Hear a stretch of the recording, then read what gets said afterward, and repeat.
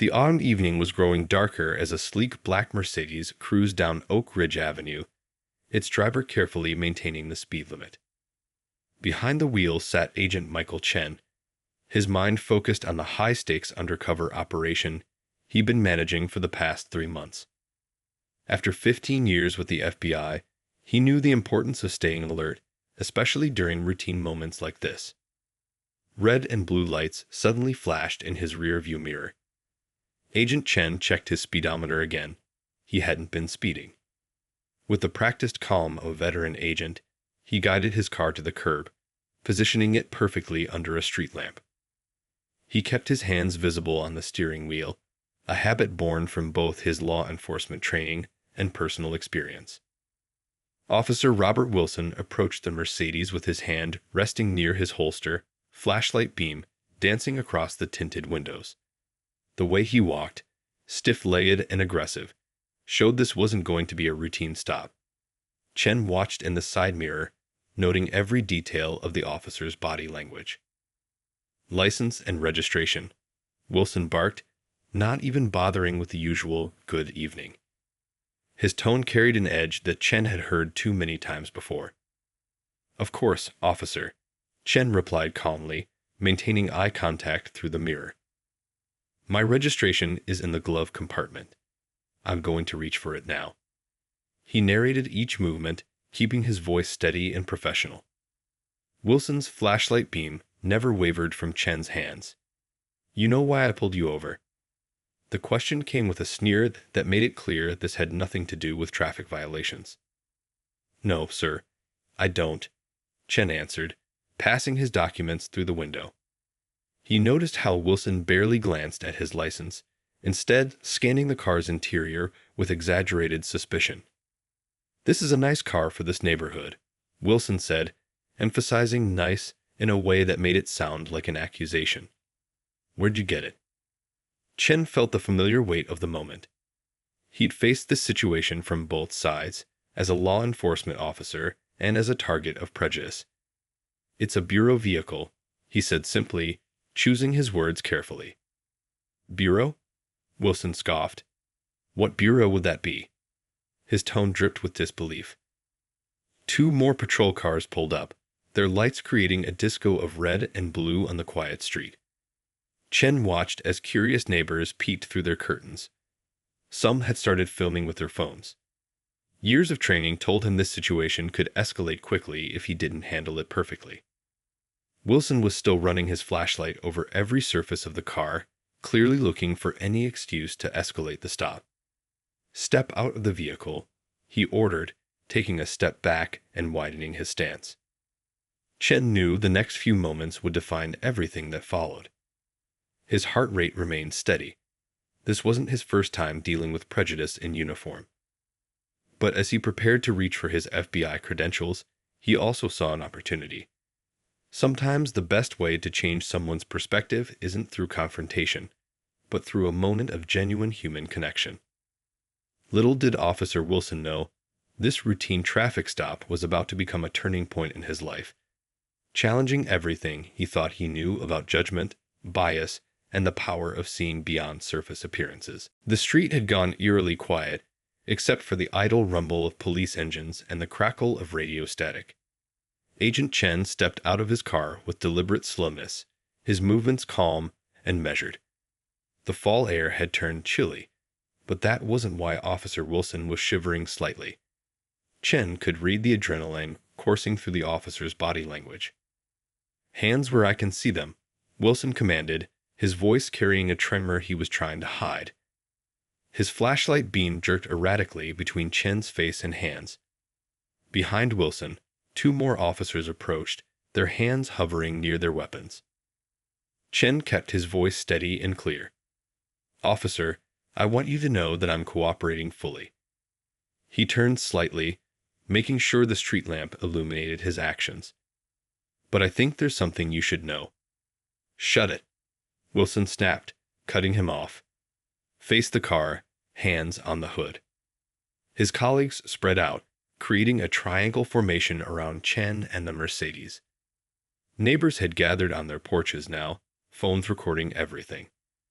Some were whispering among themselves, shaking their heads at the scene unfolding before them. Chen placed his hands on the hood, feeling its warmth against his palms. He could end this situation immediately by revealing his identity, but years of experience had taught him that sometimes the longer path was the better one. He heard Wilson's boots scraping on the asphalt as the officer approached. This car was reported in connection with suspicious activity, Wilson said, though Chen knew this was a lie. He'd been running surveillance in this neighborhood for weeks without incident. The statement was just cover for what was really happening. One of the other officers, a younger woman with kind eyes, seemed uncomfortable with the situation. She kept glancing between Chen and Wilson, clearly sensing something wasn't right. Her nameplate read, Officer Taylor. "Sir," she spoke up, "maybe we should." "I got this," Wilson cut her off sharply. He turned back to Chen. "Pop the trunk." Chen took a slow, deep breath.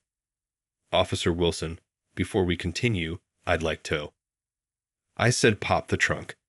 Wilson's voice cracked slightly, betraying his growing nervousness. Something about Chen's composure was throwing him off balance. The gathering crowd had grown larger. Someone in the back shouted, "This isn't right." Others murmured in agreement. The tension in the air was becoming thick enough to cut with a knife. Officer Taylor took another step forward. "Wilson, we should call the surgeon." Her voice carried a note of authority that made Wilson hesitate. Chen could feel the situation approaching a tipping point. In his earpiece, which the officers hadn't noticed, he could hear his backup team monitoring the situation, ready to intervene if necessary. But that would only escalate things further. A cold breeze rustled through the trees, carrying the distant sound of sirens. Likely more backup responding to a situation that had spiraled far beyond a simple traffic stop. Chen noticed Wilson's hands trembling slightly as he reached for his radio, probably preparing to call for even more support. This was the moment. Chen knew he needed to take control before things went too far. But as he prepared to reveal his true identity, he also recognized something in Wilson's eyes, not just fear or prejudice, but uncertainty. Behind the badge and bravado was someone whose world was about to be turned upside down. The next few seconds would change everything, not just for this traffic stop, but for every person present. Sometimes the biggest lessons come from the smallest moments, and Chen was about to deliver one that would echo through the police department for years to come. The tension in the air could have been cut with a knife as Agent Chen slowly reached into his jacket. Officer Wilson immediately raised his flashlight higher, his other hand moving toward his weapon. The crowd held their collective breath, phones still recording every moment of the unfolding scene. "Don't move," Wilson shouted, but his voice cracked, betraying his uncertainty. "Officer," Chen spoke calmly, his voice carrying across the now silent street. "I'm reaching for my credentials. Just my credentials." His movements remained deliberate and smooth as he pulled out his FBI badge, its gold shield catching the streetlight's glow. The effect was immediate. Officer Taylor's eyes widened in recognition.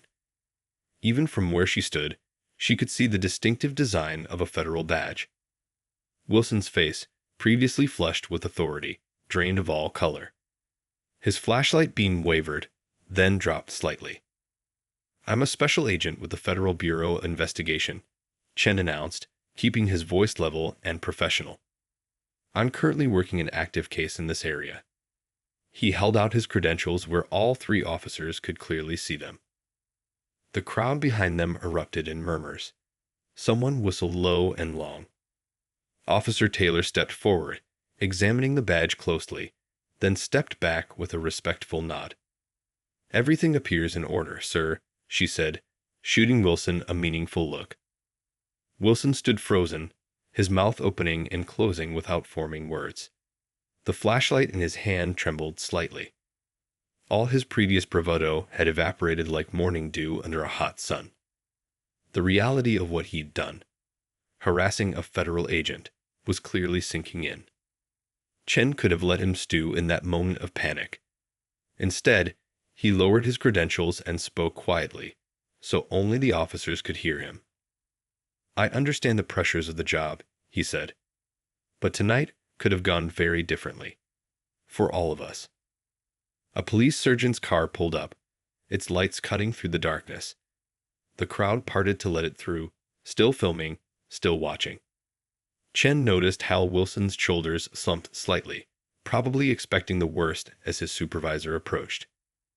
The sergeant took in the scene, the gathered crowd, the multiple patrol cars, Chen's Mercedes, and his 3 officers standing in various states of discomfort. His expression said he'd seen this kind of situation before, and he wasn't happy about seeing it again. "Would someone like to explain what's happening here?" the sergeant asked, his tone making it clear he already had a good idea. Before Wilson could speak, Chen stepped forward. This was another crucial moment, one that could either destroy a career or create an opportunity for real change. He'd seen too many instances where humiliation only bred resentment rather than understanding. "Sergeant," Chen said, showing his credentials again, "I believe this has been a valuable learning experience for everyone involved." He glanced at Wilson, who couldn't meet his eyes. "Perhaps we could discuss this further at the station, rather than on the street." The surgeon's eyebrows rose slightly, surprised by the diplomatic response from someone who had every right to be angry. He nodded slowly, understanding dawning in his eyes. "I think that would be appropriate, Agent." As the crowd began to disperse, their phones gradually lowering, Chen watched Wilson walk back to his patrol car. The officer's steps were heavy, his shoulders hunched.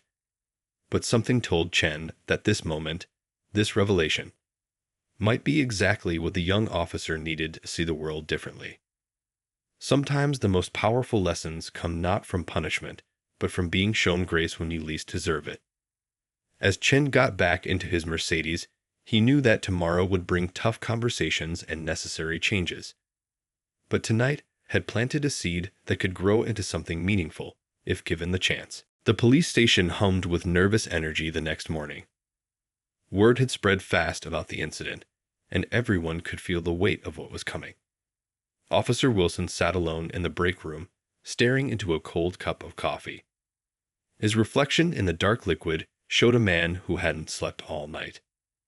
Down the hall, in a room usually reserved for detective interviews, Agent Chen sat across from 2 internal affairs investigators. The female investigator pushed a tablet across the table, showing footage from multiple body cameras and civilian phones. "We've reviewed all available footage," she said, her tone professional but concerned. "This isn't the first complaint about Officer Wilson's conduct, but it's certainly the most high profile." Chen watched the videos silently. Seeing the incident from different angles was like watching a play he'd been part of, familiar yet strange. He could see things he'd missed in the moment.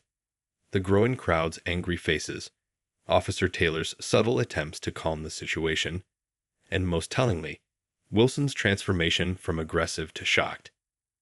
"We'll need your official statement," the male investigator said, placing a recorder on the table.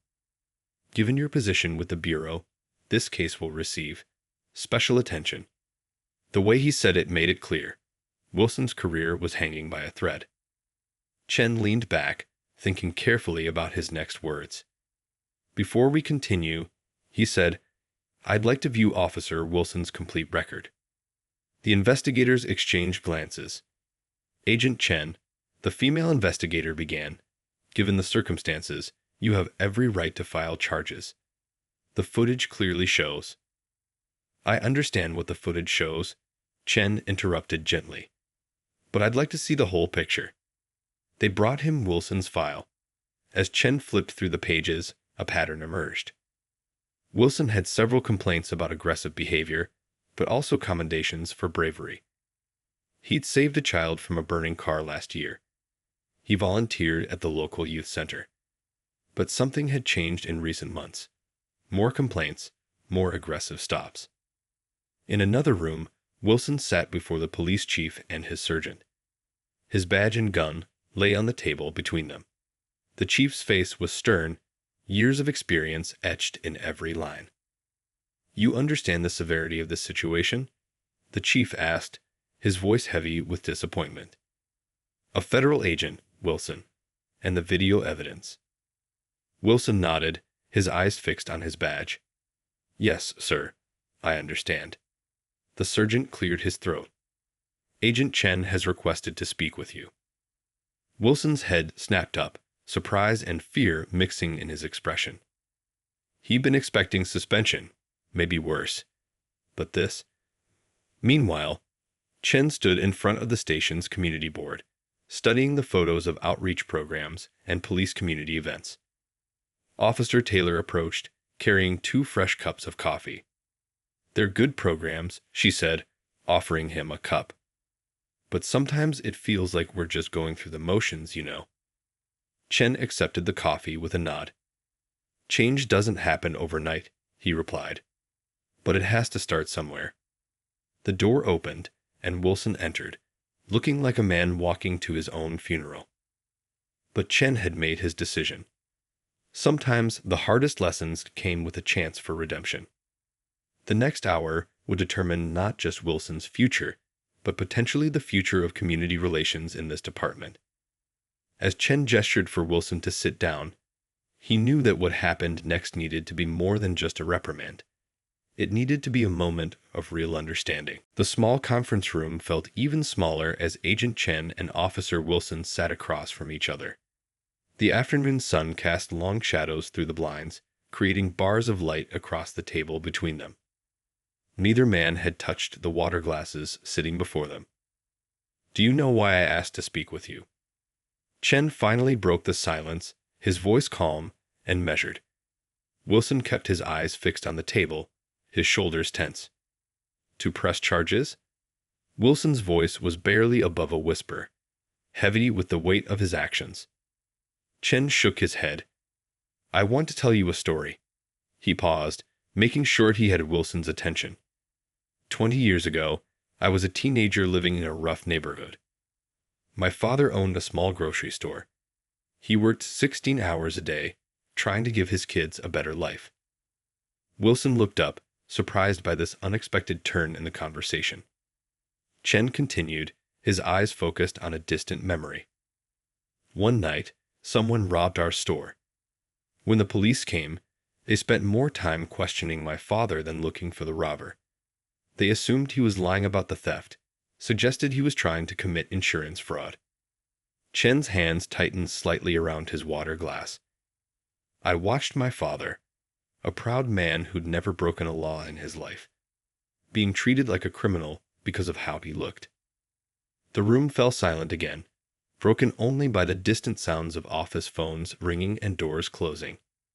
Wilson shifted uncomfortably in his chair. That night changed my life, Chen continued. I could have let that anger turn into hatred. Instead, I chose to become part of the solution. I worked my way through college, joined the FBI, and promised myself I'd never let prejudice cloud my judgment. Wilson finally found his voice. I'm not. I don't. He struggled with the words. You're not what? Chen asked quietly. A racist? Maybe not intentionally. But last night, what was your first thought when you saw me in that car? The question hung in the air like heavy smoke. Wilson's face flushed, then paled as the truth of his assumptions hit him. I've worked undercover in 3 continents, Chen continued. I've stopped terrorist attacks, broken up trafficking rings, and saved countless lives. But to you, I was just another suspicious person in a nice car. Tears welled up in Wilson's eyes. I didn't think. He wiped his face roughly with his sleeve. My grandfather was a cop. He always told me to trust my instincts. But maybe what I thought were instincts were something else. Chen leaned forward. Your instincts didn't tell you I was suspicious, Officer Wilson. Your biases did. The question is, what are you going to do about it? Wilson looked directly at Chen for the first time. I could resign. That's the easy way out, Chen replied firmly. Running away doesn't fix anything. I'm offering you a harder choice. a chance to face your biases and change them. The afternoon light had shifted, the shadows growing longer. In the distance, a siren wailed briefly then faded away. Wilson sat straighter in his chair, something new flickering in his eyes. Not hope exactly, but possibility. "What's the harder choice?" he asked. Chen smiled slightly. "That depends on how ready you are to see the world differently, to see people differently, to see yourself differently." As the two men continued talking, the sun slowly set outside the window.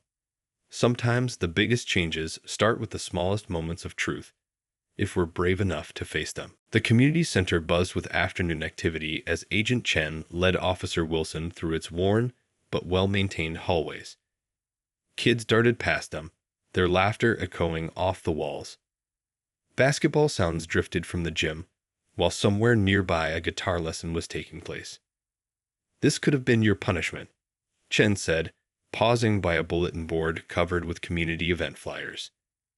"Instead, I'm offering it as an opportunity." Wilson looked around, taking in the peeling paint and the old but carefully maintained equipment. A group of teenagers huddled around a chess table caught his eye. Just yesterday, he might have seen them as suspicious. Today, he just saw kids playing chess. "The department's had programs here before," Wilson said hesitantly. "Monthly basketball games, summer cookouts. But it always felt forced." Chen finished for him. "Like checking boxes on a form." He gestured toward a small office where an elderly woman was helping a young boy with his homework. "That's Mrs. Lee. She's been volunteering here for 30 years. To her, this isn't a program or an initiative. It's her life's work." They walked into the gym, where a pickup basketball game was in full swing. The players ranged from preteens to adults, all mixed together. One of the older players spotted Chen and waved. "You know him?" Wilson asked. "That's Mr. Thompson. Former Marine, now runs a mentoring program here." Chen watched as Thompson high-fived a young player who'd just made a shot. "He's helped more kids stay out of trouble than any number of patrol cars." Wilson's face showed a mix of emotions. "What exactly are you proposing?" Chen turned to face him directly. 3 months. 3 months of real involvement here. Not as a cop, as a person. Help with homework. Coach some basketball. Listen to their stories. Learn their names. "And then what?" Wilson asked. "Then you decide," Chen replied. "But I warn you, this place changes people. Once you know someone's story, it's harder to see them as just another face on the street."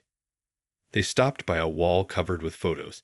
Kids graduating, winning tournaments, receiving awards. "Every face here has a story," Chen continued. "Some have faced challenges you couldn't imagine. But they're not statistics or stereotypes. They're people." A small commotion drew their attention. A young boy had fallen near the water fountain, tears welling in his eyes. Without thinking, Wilson moved to help him up. The boy looked frightened at first, seeing the uniform, but Wilson's gentle smile seemed to ease his fear. "You okay, buddy?" Wilson asked, helping the boy steady himself. The child nodded, managed a small smile, and scampered off to rejoin his friends. Chen watched the interaction with interest. That right there, that natural instinct to help, that's what being a police officer should be about. Not power, not control, but service. Wilson stood quietly for a moment, watching the life of the community center flow around them. Kids playing, adults teaching, teenagers just hanging out. All of them part of a community he'd sworn to protect and serve, but had somehow stopped seeing. 3 months? He finally asked. Chen nodded. 3 months. No uniform, no badge. Just you, learning to see with new eyes. And if it doesn't work? Then at least you tried, Chen replied. But I have a feeling it will work. Sometimes the heart just needs a chance to catch up with what the mind already knows is right. As they walked back toward the entrance, a group of kids ran past them again, their energy seemingly endless. This time, Wilson noticed something different. Not their appearance, not their clothes, just their laughter. Pure, simple, human laughter. Maybe, he thought, that's where change really begins, in those small moments when we stop seeing differences and start seeing people. 1 month into his time at the community center, Wilson sat at a worn table, surrounded by textbooks and eager faces. The after-school homework program wasn't where he expected to find himself, but here he was, helping a group of middle school students with their math problems. "I just don't get it," sighed a young girl, pushing her algebra worksheet away in frustration. Wilson remembered how Agent Chen had handled his own frustration weeks ago, with patience and understanding. "Let's break it down into smaller steps," he suggested, pulling the paper back. "Sometimes the biggest problems become clearer when we take them piece by piece." He wasn't just talking about math anymore, though the kids didn't know that. Across the room, Mrs. Lee watched with a knowing smile. She'd been skeptical when a police officer joined their volunteer program, but she'd seen the change in him over the past few weeks. The stiff uniform and stern face had given way to casual clothes and genuine smiles. The basketball court had become Wilson's favorite place. Here, he wasn't Officer Wilson. He was just Coach Will, the guy who taught kids how to improve their jump shot and always had time to listen. Today, he was refereeing a game when he noticed a new kid hanging back, watching from the sidelines. During a break, Wilson walked over. The boy tensed up slightly, the same way Wilson realized he used to make people tense up during traffic stops. "We've got room for one more player," he said gently. "What's your name?" The boy looked surprised at the invitation. "David," he said quietly, "but I'm not very good." "Neither was I when I started," Wilson replied, grabbing a spare ball. "Want some tips?" For the next hour, Wilson worked with David on basic dribbling skills. With each small success, the boy's confidence grew. By the end of the session, David was laughing and high-fiving like he'd been part of the group forever. Later that evening, Wilson sat in his car, looking at his reflection in the rearview mirror. The face looking back at him was different somehow, softer around the eyes, more open. He thought about how he used to see this neighborhood through his patrol car window, always looking for trouble, always suspicious. His phone buzzed, a text from Officer Taylor asking how things were going. He started typing a response but stopped, realizing words couldn't really capture the changes happening inside him. "How do you explain that you're learning more about real police work in a community center than you ever did in a patrol car?" The next morning, Wilson arrived early to help Mr. Thompson set up for a career day presentation. As they moved chairs around, Thompson shared stories about kids who'd come through the center over the years. Doctors, teachers, business owners, and yes, even police officers. "You know what the real difference is?" Thompson asked, straightening a row of chairs.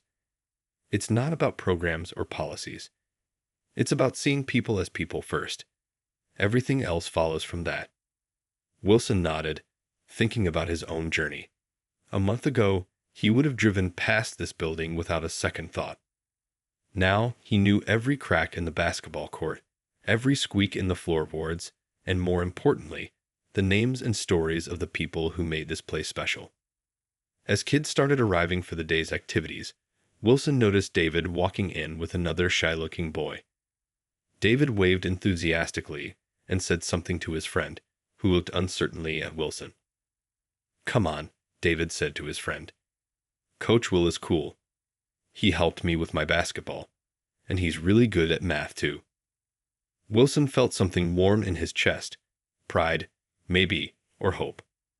Or maybe it was just the simple joy of being seen as someone who helps rather than someone to fear. Small steps, he thought, remembering what Chen had said. Sometimes the biggest changes start with the smallest steps. 6 months had passed since that fateful traffic stop. The morning briefing room at the police station buzzed with energy as a new batch of rookie officers settled into their seats. Wilson stood at the front, no longer the same officer who'd let his biases control his actions that night. Before we start patrol procedures, he began, his voice carrying the weight of hard-earned wisdom, I want to tell you a story about the biggest mistake of my career and how it became the most important lesson of my life. The rookies leaned forward, curious about this unexpected opening. Wilson had become known for his different approach to training new officers. Some of the veterans called it soft, but they couldn't argue with his results. I thought I knew what good police work looked like, he continued. I thought it meant being tough, assertive, always in control. Then one night, I pulled over a car. He shared the story, watching understanding dawn in their young faces. After the briefing, Officer Taylor caught up with him in the hallway. You know, she said, falling into step beside him, when you first started these training sessions, I thought the chief was crazy. Now I get it. Wilson smiled, remembering how she'd been there that night, trying to calm the situation. Speaking of which, I've got somewhere to be. Want to come along? 20 minutes later, they walked into the community center. The place was alive with its usual afternoon energy, but something was different today. A group of police officers, some in uniform, some not, were scattered throughout the building. In the computer lab, an officer helped teenagers with their coding projects. On the basketball court, another played a pickup game with local kids. In the art room, a female officer taught a pottery class. Remember how the department's community programs used to be just photo ops? Wilson asked Taylor as they watched a burly officer carefully help a small girl with her painting. Now look at this. Real connections, real relationships. The change hadn't happened overnight. It started with Wilson sharing his experience at department meetings. Then he invited other officers to visit the center. Slowly, more and more of them started volunteering their time and talents. Coach Will. David's voice rang out across the gym. The once shy boy now moved with confidence as he approached, dragging a younger kid behind him. This is my little brother. He wants to learn basketball, too. Wilson grinned, noting how David no longer hesitated around police officers. Well, Officer Taylor here was a college basketball player. Maybe she'd like to help out. Taylor raised her eyebrows in surprise, but the eager looks on the boys' faces made it impossible to refuse. As she headed to the court with them, Wilson caught sight of Mrs. Lee watching from her usual spot. You've done good work here, she said, joining him. Not just with the kids, but with them too. She nodded toward the officers scattered throughout the building. Wilson shook his head. I just shared what I learned. They did the rest themselves. A commotion by the entrance drew their attention. The police chief had arrived for his weekly chess club session. Who would have thought 6 months ago that the hard-nosed chief would become a regular fixture here, teaching kids strategy over a chessboard? You know what the real transformation is? Mrs. Lee asked, her wise eyes twinkling. It's not just that you officers see us differently now. It's that the community sees you differently too. Wilson watched as a young officer helped a teenager with homework, both of them laughing at some shared joke. The wall between us and them was crumbling, one relationship at a time. Sometimes transformation isn't about big gestures or policy changes. Sometimes it's about small moments of connection, multiplied day after day, until suddenly you look around and realize everything has changed. 1 year to the day after that life-changing traffic stop, the community center's main hall was packed with people. Folding chairs filled the space where kids usually played basketball. Police officers, community members, and families sat together, not divided by invisible lines of mistrust anymore. Agent Chen slipped in quietly through the side door, taking a seat in the back. He hadn't told Wilson he was coming, but he wouldn't miss this for anything. On stage, the police chief adjusted the microphone, his voice echoing through the room. A year ago, our department faced a moment of crisis, the chief began. Today, we're here to talk about transformation. Not just of one officer, but of an entire community. He gestured to Wilson, who walked up to the podium. Wilson looked different now. The stiff, defensive posture was gone, replaced by an open, confident presence. He looked out at the crowd and smiled, seeing familiar faces. Mrs. Lee in the front row, Mr. Thompson with his youth group, David and his brother sitting with their family. "1 year ago, I made a mistake," Wilson began, his voice steady. "I stopped someone because of how they looked, not what they did. I was ready for that mistake to end my career. Instead, it changed my life." He shared the story, not just of that night, but of everything that followed. The community center, the kids, the gradual breaking down of barriers. As he spoke, heads nodded in recognition. Many in the audience had been part of this journey. "But this isn't just my story," Wilson continued.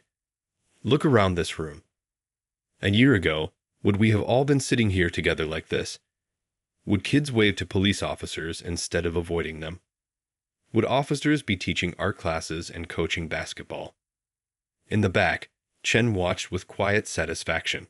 Sometimes the best solutions come from unexpected places. He thought about how close this could have gone the other way. How filing charges might have felt like justice, but wouldn't have created the change he was seeing now. Wilson gestured to a screen behind him, where photos started playing. Officers reading to kindergartners, teenagers, and police playing basketball together.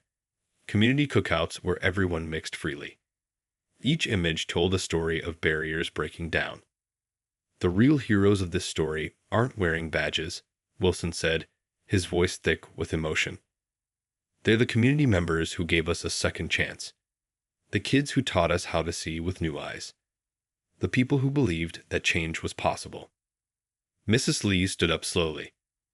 "We've seen a lot of programs come and go," she said, her voice carrying clearly through the hall. "But this wasn't a program. This was people deciding to see each other as people." From the back, Chen watched as others stood up to share their stories. A teenager talked about how an officer helped him apply to college. A grandmother described feeling safe walking to the store now. An old-timer admitted he changed his mind about the police. Finally, David stepped up to the microphone, his voice confident now. "Coach Will taught me basketball," he said simply. "But more importantly, he taught me that people can change, that we can all change." As the evening wound down, Chen made his way toward the stage. Wilson spotted him and broke into a wide smile. They met in the middle of the hall, surrounded by the buzz of conversation and laughter. "I didn't know you'd be here," Wilson said. "Wouldn't miss it," Chen replied. "Though I have to admit, this turned out better than I expected."